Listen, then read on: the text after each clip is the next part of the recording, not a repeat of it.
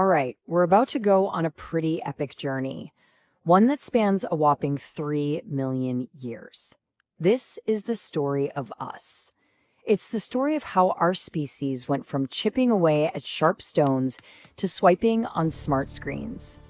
Okay, let's dive right into this. You know that super high-tech device you've got in your hand? The one that connects you to, well, the entire world? It feels like a modern miracle. But its real story, the story of the mind that could dream it up, that didn't start in some lab in Silicon Valley. Nope. It started out on the plains of Africa with our earliest ancestors. The very foundation for our whole digital world was laid by the development of thinking itself way back in the prehistoric age. So that's the big question, right? How did we make that jump? That's what we're going to unpack. We're going to trace this incredible saga of human ingenuity, from the very first tools our ancestors ever made, all the way to the complex world we live in today. It really is the ultimate origin story.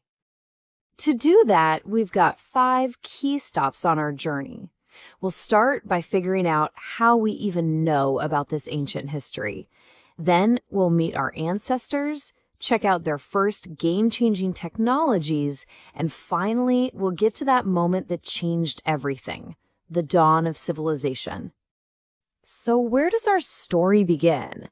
Well, you might be surprised to hear that it starts right now. See, we live in this amazing age of powerful technology, but it's so important to remember that it didn't just appear out of nowhere. It's all built on a 3-million-year-old foundation of creativity and brain power that started with our most distant relatives. So how is that even possible? How can we possibly know what happened millions of years ago? Well, the answer is that the Earth itself is basically a history book. We just have to know how to read its pages. And over the past couple of centuries, scientists have become these amazing detectives, piecing together the story from a few key types of clues. First up, you've got the archaeologists. Think of them as the detectives of stuff. They study the what, all the artifacts our ancestors left behind. Every single tool, every little piece of pottery, it's a clue that tells a story about how our ancestors lived their lives. Then you have the paleoanthropologists. If archaeologists study the what, these folks focus on the who. By studying fossilized bones, they can actually reconstruct what our ancestors looked like and piece together our massive, complicated family tree. And finally, to figure out when all this happened, we've got stratigraphy. This is the master key that unlocks the timeline. The idea is actually pretty simple. The deeper you dig, the older the layer of rock or soil is. It's just like flipping back through the pages of a book. This is what lets scientists take all those bones and tools and put them in the right order to tell a coherent story.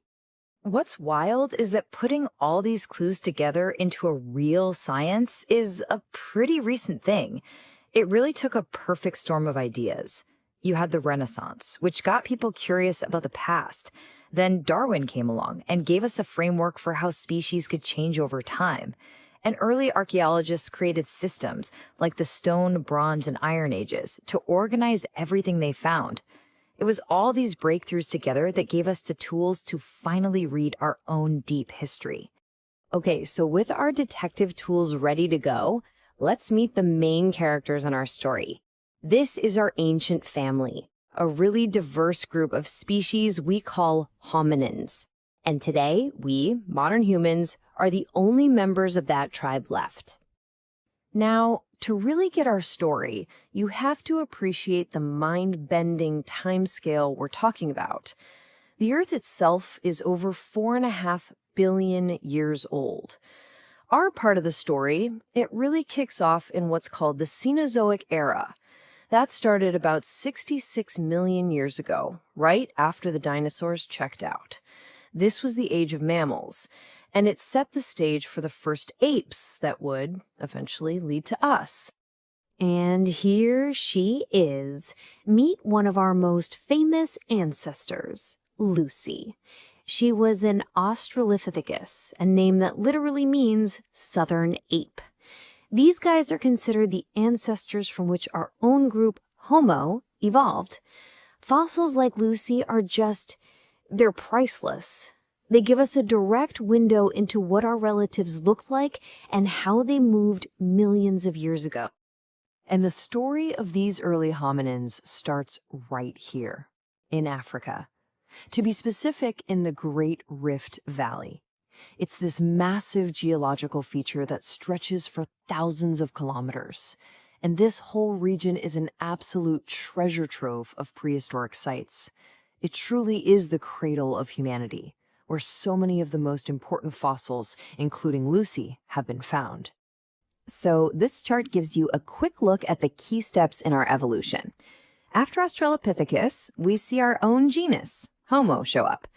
First, you've got Homo habilis, the handy human, the first ones we know of who consistently made tools. Then comes the real game changer, Homo erectus, the upright human. They learned to control fire and were the very first of our relatives to walk out of Africa and explore the world. And then finally, around 300,000 years ago, our own species appears, Homo sapiens, the wise human. So what was it that truly set our ancestors on a completely different path from every other animal? The answer is technology. Not silicon chips, but stone. The ability to look at a rock and see a tool inside it, and then have the skill to actually make it, that was the first great leap for the human mind. I mean, just look at the difference here. On the left, that's an Oldowan chopper. It's one of the earliest tools, over 2 million years old. It's simple, it's functional, it's a rock with a sharp edge. But now look at the one on the right. That's a later Acheulean hand axe. See the symmetry? The deliberate shaping on both sides? This isn't just a better tool, it's proof of a more complex mind. A mind that could plan, that could design, that could think abstractly. And you can literally see this mental evolution reflected in the tools. The toolkit didn't just stay the same, it was constantly getting better. In the Middle Paleolithic, tools got smaller, more refined. By the Upper Paleolithic, innovation just exploded. Our ancestors started using new materials like bone and ivory to make all sorts of specialized tools. But maybe the cleverest invention of the entire Stone Age was something tiny. Our ancestors started making these things called microliths, tiny, razor-sharp pieces of stone. The real genius here wasn't just making them small, it was how they were used. By attaching them to shafts of wood or bone, our ancestors created the very first composite tools, things like spears, arrows, and sickles. It was a massive leap forward in efficiency and power. Okay, so for 3 million years, our ancestors lived as hunter-gatherers, moving with the seasons, following the food. But then, an idea came along. A single idea that would completely rewrite the human story and make our modern world possible.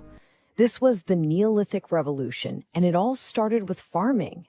You see, the invention of agriculture set off this incredible chain reaction.